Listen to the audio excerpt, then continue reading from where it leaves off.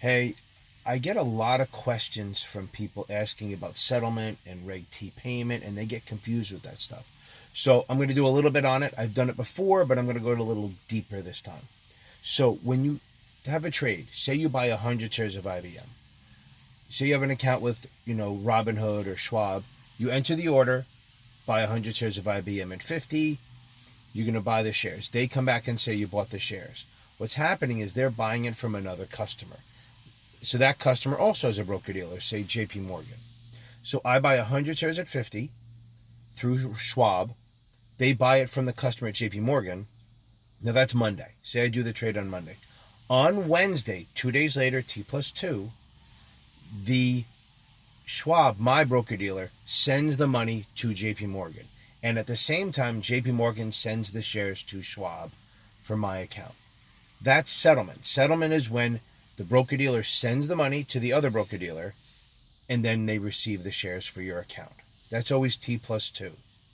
For 99% of things, it's T plus 2. And as far as this test goes, everything but treasury trading and option trading is T plus 2 settlement.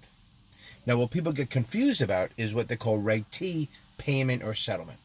Reg T is when you, the customer, actually have to deposit the money in the account, which means you buy on Monday, it settles on Wednesday, you actually have 4 days total. You have until Friday to deposit the money. Most broker dealers don't let you do that anymore, but that is the rule. Reg T, which is Regulation T of the Act of 34, governed by the Federal Reserve Board, says that if you have an account and you buy it on Monday, you have until Friday to actually deposit the money in the account, which means a broker dealer is lending you money for a couple days. Now, what happens if you don't pay by Friday? They will give you a chance to get an extension. You get a few more days, not testable really. But what happens if you don't pay by then? What they do is they sell out the shares, not the whole account. They sell out the shares, and then they freeze your account for 90 days. They freeze your account for 90 days, which all that means is that anytime you do a trade, you have to pay for it up front. So before you can do a trade, they go, we need the money or we need the shares in the account before they'll accept the trade. You can trade all you want, even margin. You just have to have the money that is required. You have to put it in the account before it happens. Now, we got that down. Now, a couple people ask about, dividends. So, we know the dates, declaration, X, record, payable.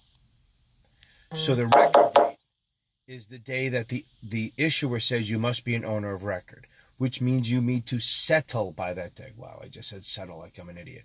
So you have to settle by that day. So if the record date's Thursday, you have to buy it on Tuesday, no later than Tuesday. If you buy it on Tuesday, it settles Wednesday, Thursday, end of the day, you're good. If you buy it on Wednesday, you settle on Friday, which is too late. That's 2 days later. So Wednesday, you don't get the dividend, so that's called the X date because you're not getting the dividend, like ex-dividend, ex-boyfriend, ex-girlfriend, ex-wife, ex-husband, without. Okay, so if you buy it before the X date, you get the dividend. The seller does not because he sold it to you. On the X day, the buyer doesn't get the dividend, but the seller does because if you sell it on Wednesday, it settles on Friday. They don't even know that you sold it till Friday, and they've already paid you the dividend. I hope that helps a little bit. Please like, subscribe, share, because I have a big ego and I want as many subscribers as possible. Thank you.